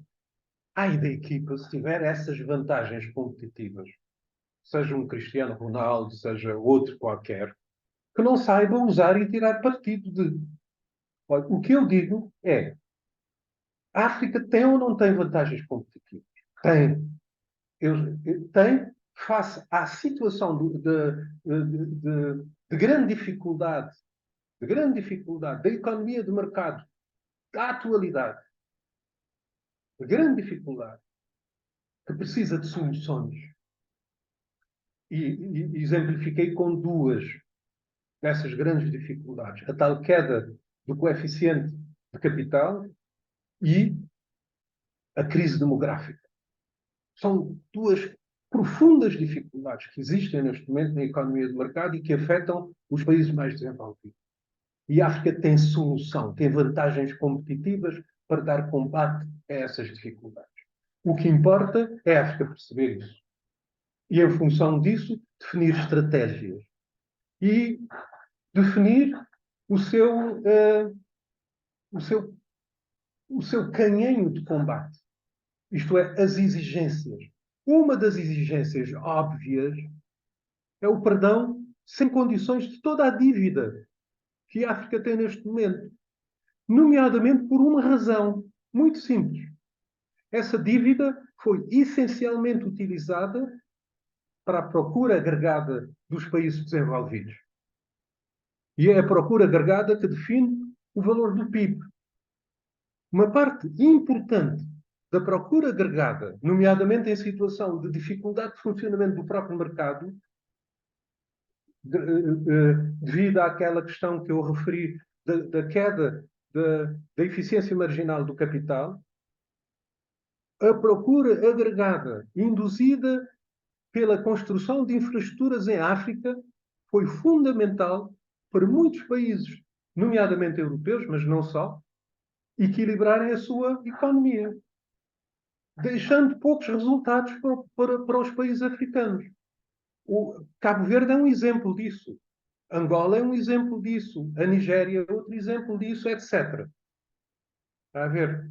Então, uma das exigências face aos Cristianos Ronaldos e Messis que existem neste momento no continente africano, obviamente, em termos de economia, uma das exigências a fazer, necessariamente, é o perdão de dívida sem condições. Uma outra exigência é o financiamento da economia africana. num modelo completamente diferente daquele que existe hoje, que é suportado pelas instituições de Bretton Woods. Foram criadas não para beneficiar a África, mas para dar resposta à Segunda Guerra Mundial e à crise, essencialmente, europeia. Estão a ver? Obviamente é preciso pensar tudo isso, é preciso consensualizar tudo isso ao nível da África e é preciso definir grupos de influenciação, de contestação, de definição de pistas e de estratégias de funcionamento, à semelhança do que foi feito para conquistarmos as independências. Muito obrigado. Deixe-me só acrescentar aqui uma coisa, porque não posso deixar passar isto em claro. A maior mentira que eu conheço é que Angola é um país rico. Ok? Basta olhar para o nosso PIB. Vejam o nosso PIB e o nosso PIB per capita. Ok? Nós somos um país potencialmente rico, que é outra coisa. Ou seja, temos recursos minerais, temos condições, mas ricos não somos. Gerámos ricos, muito mais ricos que riqueza, ao longo destes anos.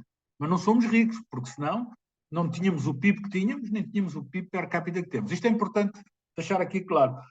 E esta questão da dívida é uma questão importante e fundamental, e estou com o professor. Nós, obviamente, que o perdão da dívida sem condições é mais do que justo.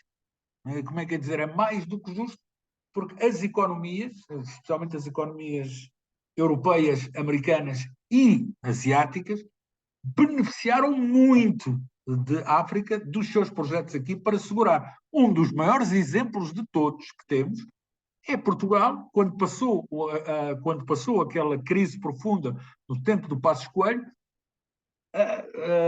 foi junto às colónias que colocou, às ex-colónias, não é? Colocou os seus produtos, colocou as suas empresas, que as pessoas saíram, arranjaram um emprego e depois mandavam as coisas para fora. Isto é mais do que justo. Parece-me que isto aqui não deve merecer, não deveria merecer muita discussão. Era só isto. Muito bem. Professor, quer dizer alguma coisa? Espera aí. É assim, o tema do nosso encontro é os PALOP, né, os países de língua oficial portuguesa. E eu, estudando a respeito do assunto, eu verifiquei, né, que esses 6 países que têm a língua portuguesa ou que têm a presença portuguesa em algum momento da sua história são mais de 60 milhões de pessoas, né? Uma área de 20 milhões de quilômetros quadrados, o PIB de 21.672 dólares. É óbvio, né, que isso é um cálculo muito por cima, porque é isso que o jornalista trouxe, né, o João Armando. Mas eu fico pensando assim, eu fiquei questionando quando lendo mais profundamente sobre os PALOP. Primeiro, eu não vi nenhum site pela internet que fale a respeito dessa união. Como é que essa união de fato se dá, né? Porque assim, eu não tenho, eu ouço falar um pouco dos países da CPLP, que é num nível maior, assim, América, África, Ásia e Europa, mas os PALOP, assim, a gente não tem muita notícia. Aqui, por exemplo, aqui no Brasil, a gente ouve muito falar dos BRICS, da reunião dos BRICS, BRICS+, né? A entrada de novos países a respeito, né? O SADC, a União também dos povos da África, da CEDEAW, né? Da África Ocidental, mas os PALOP a gente não ouve muito falar. Então, assim, o tema é esse, né? Mas, assim, eu não vejo muita discussão a respeito. A quantas anda, a quantas de fato se dá essa integração dos países africanos de língua portuguesa? Muito bem. Oliveira, faz favor. Olha, estou mesmo já naquela hora de me ausentar, mas vou deixar aqui uma forma, não uma pergunta, mas uma forma para reflexão. Eu acredito sinceramente que ainda há solução para a África.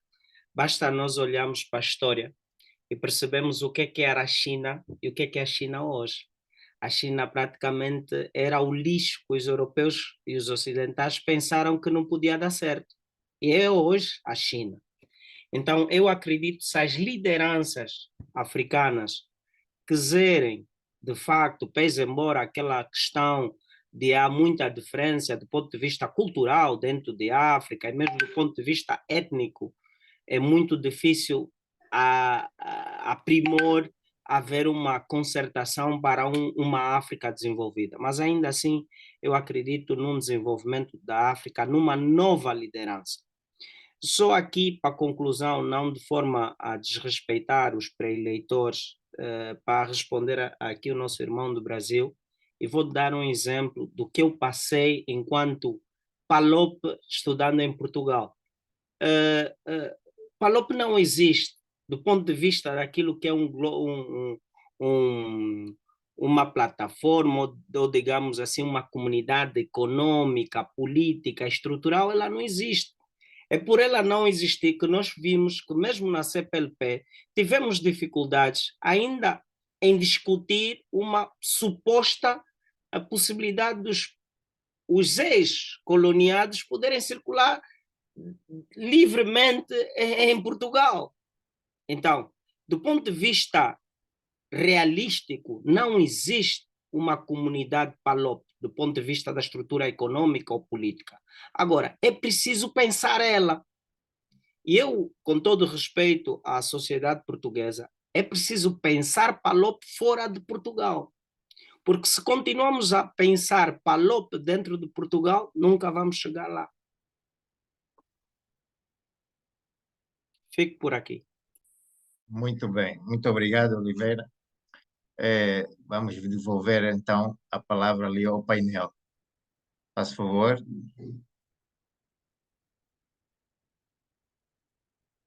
O som, João, o som. Eu acho que esta questão dos PALOPs, dos CPLPs, dos países que falam português, é uma questão que merece alguma reflexão também, talvez um pouco mais aprofundada. Veja-se o que aconteceu quando pela primeira vez o Bloco foi posto à prova, aqui há muitos anos atrás, há cerca de 20, quase 30 anos, com o acordo ortográfico. Veja-se como é que se reagiu em cada um dos blocos. Nós aqui, contra, e nem sequer foi a discussão, porque era uma heresia, enfim, na altura, estamos a falar junto dos intelectuais, era uma heresia fazer algumas alterações na escrita, nomeadamente acabar com os nossos capas, os nossos Cs atrás, enfim, por aí fora. E lembro-me perfeitamente que em Angola nem sequer, como é que dizer, não, e nem sequer passou, nunca foi discutido, diremos, de uma forma como foi discutida, porque toda a gente achava que não. Brasil e Portugal, obviamente, foram quem esteve na frente. Em Portugal demorou um pouco mais de tempo, alguma resistência, como sabemos. Até hoje há muita gente que escreve nos jornais ao abrigo do acordo ortográfico antigo, não respeitando não sei o quê, continua a acontecer. Por isso isto não é muito simples. A distância é uma coisa que de alguma maneira nos divide. Estamos longe. E agora estamos mais perto porque começam a cair os vistos. E caindo os vistos, ou pelo menos a limitação de tempo em cada um dos países, começamos a ficar mais perto. Mas, na verdade, estivemos muito longe. E durante algum tempo, os PALOPs, e peço desculpa a quem esteve CBLP, os PALOPs, eu acompanhei isso com o Dr. Nuno Abdessis. Eu estava no início da minha carreira e acompanhei isso. Era para fazer espetáculos, era uma coisa cultural, não era uma coisa económica, era uma coisa cultural, para fazer espetáculos, enfim, levar o bonga, trazer a Cesária Évora, enfim, era uma coisa cultural, muito mais cultural. Com o tempo, hoje, nós temos a noção que pode ser uma plataforma importante. E isto, como é que dizer, eu vejo estas ligações que hoje vamos tendo, tirando a Guiné-Bissau, e a Guiné-Bissau, objetivamente, porque tem alguns problemas ainda políticos e de estabilidade. Agora, parece-me que Angola, Cabo Verde e Moçambique nunca estiveram tão perto como hoje, em termos daquilo que são as suas relações económicas e aquilo que são projetos comuns. Angola tem um projeto comum com Cabo Verde de aviação, de ser um hub, de levar e trazer, que era uma coisa que não existia. Tem projetos nas áreas das telecomunicações, com Moçambique abriu-se, tem projetos lá. Como é que dizer? Eu acho que Angola, Cabo Verde e Moçambique hoje, estes 3 países, ok? Estão hoje muito mais perto do que estavam. Eu penso que é um bom sinal. Muito obrigado, João. Eugênio, faz favor. Eu acho que tudo depende do enquadramento, está a ver? É a velha história do enquadramento. Isto é, o que é que se passa no mundo? Será que estamos, de facto, em presença de um acelerador da história? Será que vamos ser surpreendidos por movimentos de deslocalização industrial e de empresas de serviços para os países africanos? E isso ditado pelas condições, não é porque gostam mais ou menos de nós, é ditado pelas condições económicas desse país. Eu dou-vos um exemplo. Esta semana foi anunciada a criação da primeira empresa de um parque industrial que está a ser desenvolvido aqui na praia, com investimentos já vultuosos, de condições técnicas, do digital, ao fim e ao cabo, de uma primeira empresa do digital que vai ser criada neste parque industrial, que é um parque que foi criado para receber diversas empresas, nacionais e internacionais. Ou seja, deslocalização. E vai ser criada a primeira empresa de deslocalização de Portugal para aqui. Suponho que recrutando parte significativa desses trabalhadores digitais em Cabo Verde e trazendo outros, nomeadamente enquadradores, numa primeira fase, de Portugal. Ora, acredito que isso vai acontecer de forma intensiva. Por parte dos países mais desenvolvidos, incluindo o próprio Brasil. Incluindo o próprio Brasil. Vai ter necessidade de fazer isso. Deslocalização industrial, deslocalização ao nível dos serviços. E é neste enquadramento que os PALOP podem dar a volta ao texto. Podem funcionar de forma diferente. Começar a tirar partido destes impulsos e criar outro tipo de relacionamento. É aquilo que eu procurei, sem fazer referência, digamos, a esse enquadramento, não é? Ao enquadramento do acelerador da história, às razões, digamos, da crise profunda da economia de mercado ao nível global, antes da pandemia e da guerra da Ucrânia, e das soluções que poderão ser encontradas e que acredito que serão encontradas em África. Nessa envolvente, pode-se criar, de facto, um grupo económico interessante. Eu não sei que nome é que se pode dar a isso, porque, como eu digo, não deve romper com a CEDEAO, onde nós estamos incluídos e a Guiné-Bissau está incluído, o SADCC, onde está Angola incluída, etc. Não deve romper com nada. Até porque esses agrupamentos vão ganhar força também. Vão ganhar força também. Por razões objetivas do funcionamento da economia de mercado à procura de soluções. Muito obrigado. Obrigado, Eugênio. Portanto, meus amigos, eu gostava de colocar ao dispor de quem tem alguma questão a colocar e se não tivéssemos ninguém a colocar alguma questão, então passarmos para uma outra fase da nossa tertúlia. Faça favor, alguém que tenha alguma questão a colocar, que se manifeste agora. Celso, eu colocava uma questão. Eu achei este webinar muito bom. Gostei imenso da palestra feita pelo nosso amigo do Brasil, de todas as palestras, de todas as intervenções. Eu acho que seria muito importante, de facto, depois divulgar a gravação. Obviamente extraindo os disparates que apareceram, não é? Daqueles hackers a tentar, digamos, obstaculizar este evento, que não sabotar aqui o nosso trabalho. Que não conseguiram, não é? A prova é que não conseguiram. E acho que era muito interessante, de facto, fazer a divulgação deste webinar. Muito obrigado. Vamos tratar disto. Portanto, meus amigos, nenhuma questão a ser colocada? Tem aqui uma questão, tem sim. Não sei se já se falou, eu tive depois de sair momentaneamente, sobre isso em grande parte dos países, a maior parte dos países africanos vive-se a questão da distribuição do dinheiro, distribuição, quer dizer, há muito poucos têm muito e a esmagadora maioria da população tem muito pouco. Há uma questão, e nós, estamos a falar de Angola, temos esse problema da distribuição. Quando o Jorman estava a falar sobre o nosso PIB, eu quis perguntar, mas sim, que o nosso PIB não.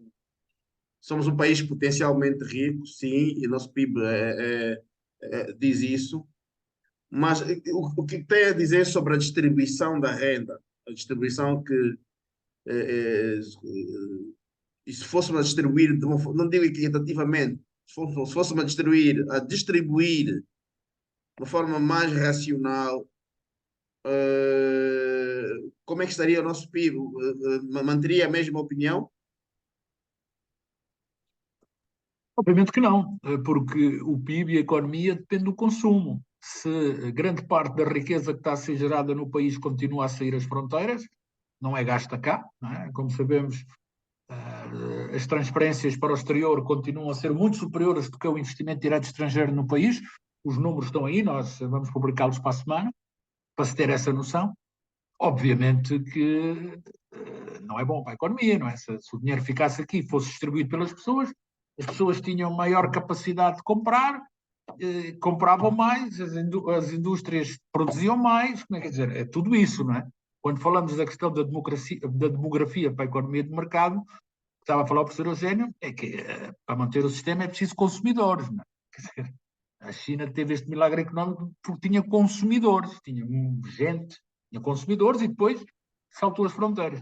Nesse sentido tem razão. Mas eu também o disse aqui, e isto é perfeitamente...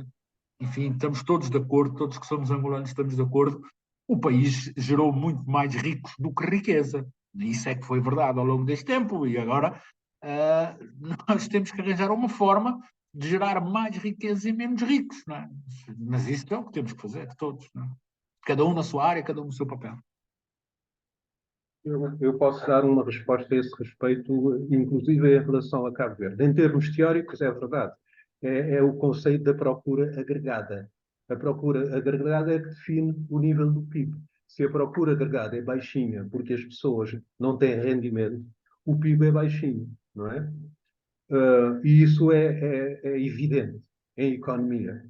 Ou seja, a grande vantagem para uma economia sadia é ter pessoas com salários, bons salários.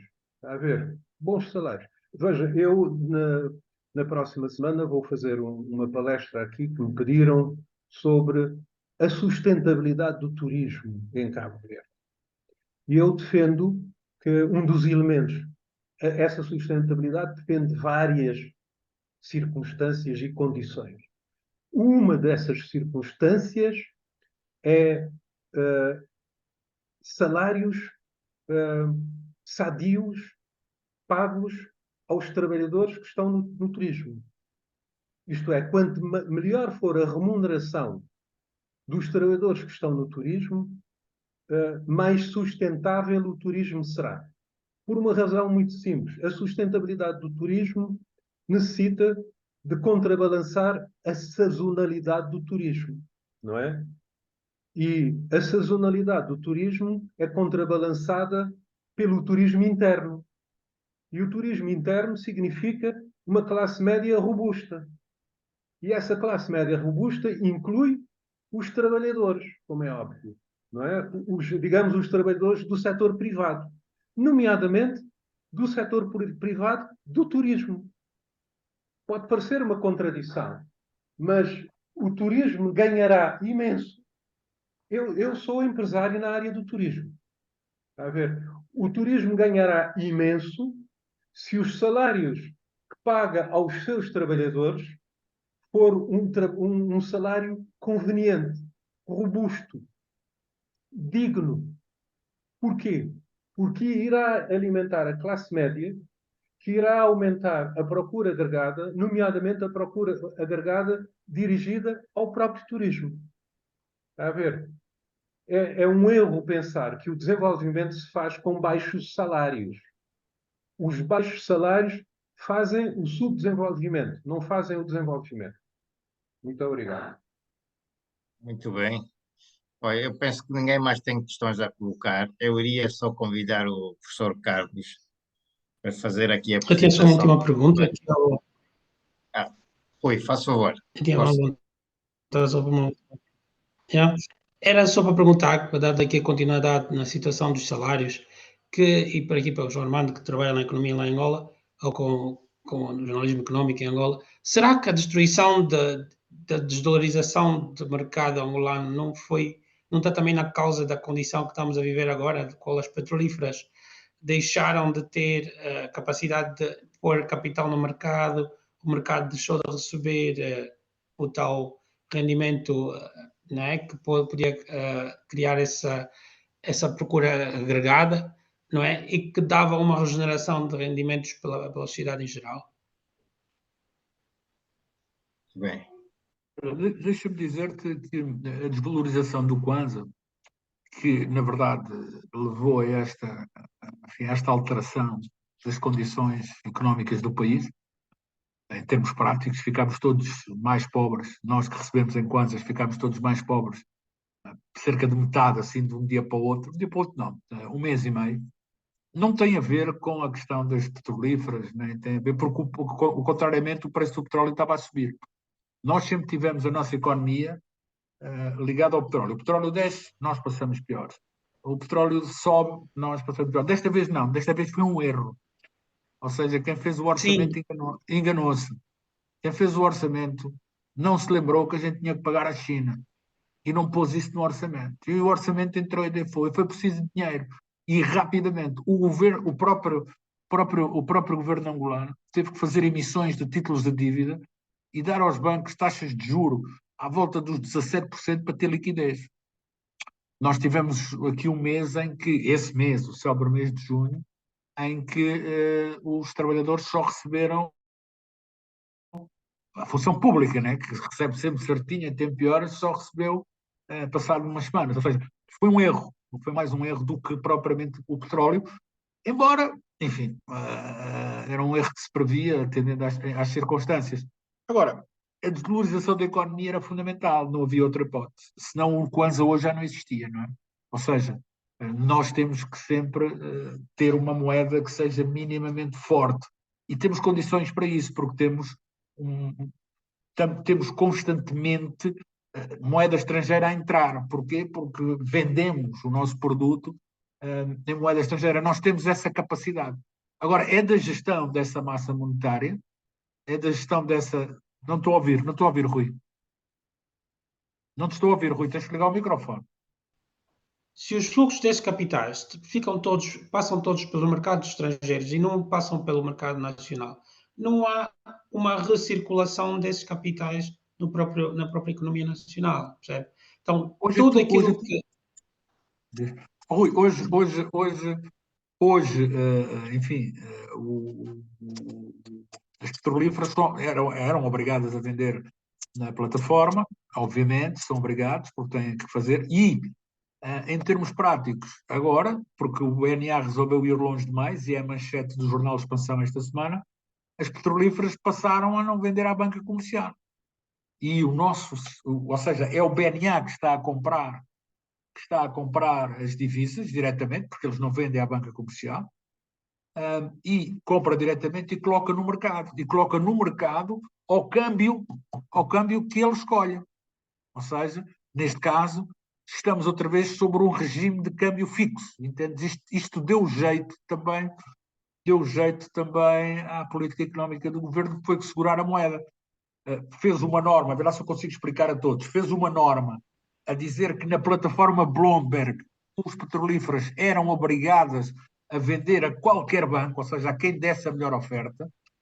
As petrolíferas disseram que não podiam vender a qualquer banco por causa de questões de compliance, ok? Porque não podiam ver, como é que é dizer, A Chevron não pode vender ao VTB, é óbvio, não é? Por causa das sanções, como sabemos, não é? E então os bancos disseram: epá, nós não podemos cumprir esta norma porque nós só podemos vender a este e a este. Aqueles que estão dentro das regras de compliance, como era. Então, nós não vamos ao mercado da plataforma, não vamos à plataforma Bloomberg. Não vão, mas as petrolíferas precisam de kwanzas porque têm que pagar tudo em kwanzas internamente. Então o BNA fica com as divisas, compra essas divisas. Já não há câmbio livre. Porquê? Porque o BNA coloca ao preço que quer e continua, que está o Banco Central outra vez a dominar a moeda. Isto é que é mau para o país. Isto, para termos uma ideia, isto é que me parece que seja mau, porque um dia isto vai acabar, e o nosso Kwanza vai outra vez levar uma queda brutal por aí abaixo. Isso não ajuda nada a Não temos economia. como sustentar esse Kwanza, porque... Pois não. É Isso não complexo. ajuda nada. Muito bem. Eu acho que estamos mais ou menos esgotados para hoje, mas eu queria passar a palavra aqui ao professor Carlos, pelo seguinte: eu também gostava de partilhar aqui com a plateia a forma como eu encontrei-me com o professor Carlos. Isso foi por conta de um trabalho que o professor Carlos tem feito e divulgado nas redes sociais sobre a África, e eu, como sou um indivíduo também apaixonado pelo continente que me viu nascer, não resisti, então lá consegui trazer o professor Carlos até a nossa tertúlia de hoje. Mas eu gostava que ele falasse um bocadinho sobre esse trabalho que ele tem desenvolvido. Professor Carlos, faz favor. Então, eu agradeço pelo convite, fiquei muito feliz pela oportunidade de estar junto com vocês. Um debate de alto nível. É um assunto que eu amo. Aqui no Brasil, a gente tem uma dificuldade muito grande de acessar assuntos sobre o continente africano. É muito mais fácil você ter informações sobre Estados Unidos, sobre União Europeia, sobre Coreia do Sul, Japão, do que sobre o continente africano, que é a base da maioria da população brasileira, né? É a origem da maioria da população. Então, eu procuro fazer aqui no Brasil um trabalho de divulgação científica do que os africanos, ao longo de milênios, produziram na inovação, tecnologia e ciência. E é uma forma de olhar o continente de uma outra forma. Aqui no Brasil, os meios de comunicação, eles insistem em mostrar o continente africano como um continente de golpes de Estado, de fome, de pobreza, de misérias, guerra civil, corrupção. Esse é um lado do continente africano, mas eu acredito que ele não seja o único. Existem coisas muito bonitas que foram produzidas e continuam sendo produzidas no continente africano. Existem muitos talentos, tanto no continente quanto na diáspora. Então, o meu trabalho, e é o meu trabalho de doutorado, tem sido esse, de divulgação científica em escolas, universidades, centros culturais. Tenho viajado o Brasil inteiro há muitos anos para trazer esse outro olhar sobre o continente africano. Um afro-otimismo, como diria uma amiga, Sanda Kiala, mais conhecida como Moana África. Um afro-otimismo em vez do afro-pessimismo. Deixa o afro-pessimismo para os jornalistas brasileiros, né? E eu fico com o afro-otimismo trazendo um outro olhar do continente para justamente criar uma autoestima positiva. Eu acredito que tem muitas coisas positivas que aconteceram no continente e eu foco nesse sentido. Então, eu agradeço por estar participando desse evento. É um grande evento internacional, assim, e eu estou muito feliz. Muito obrigado mesmo de coração. E tudo de bom para vocês. Muito obrigado, professor. Nós aqui agradecemos, em nome tanto das tertúlias da Sexta, como da Fundação Democracia. Portanto, nós por hoje ficamos por aqui, agradecer a presença de todos. Eu iria, antes de tudo, solicitar que todos os participantes ligassem a câmara, para podermos fazer aquela foto. Uns dizem de família, outros dizem de grupo, mas é a foto do nosso encontro. Faça favor.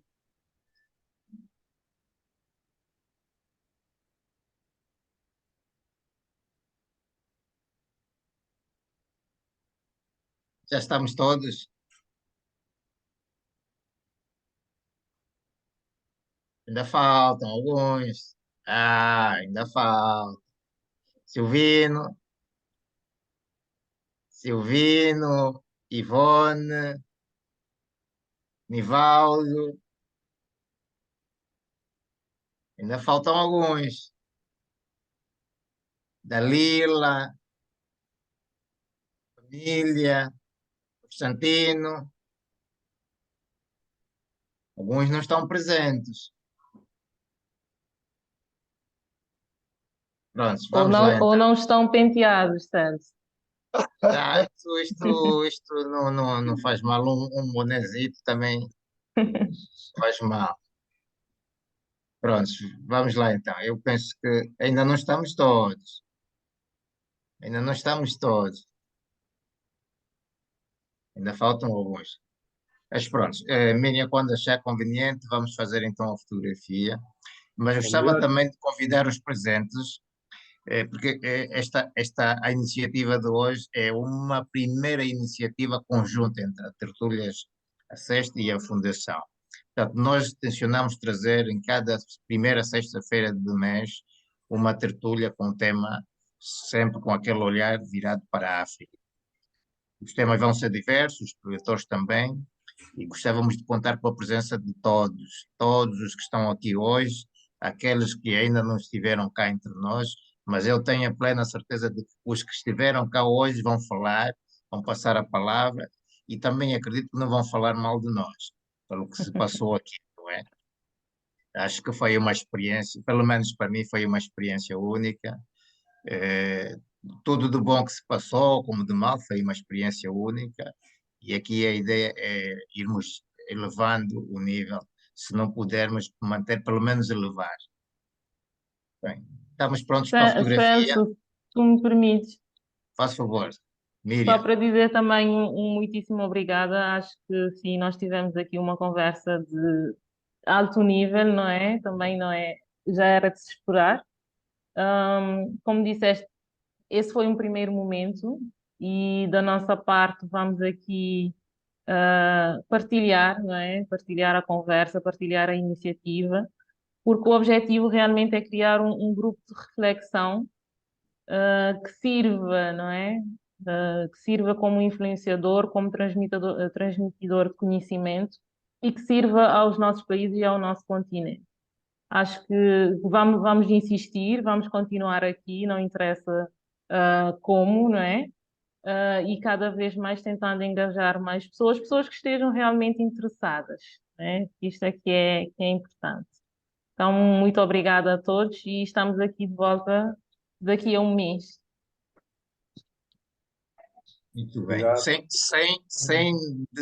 Sem deixar de dizer que todas as sextas-feiras as tertúlias da sexta-feira acontecem e todas as quintas-feiras a webinar da Fundação também acontece. Exato. Portanto, estamos aqui todas as semanas.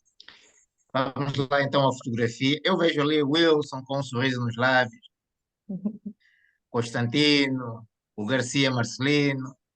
Vamos lá então à fotografia. Ok, 1, 2, 3.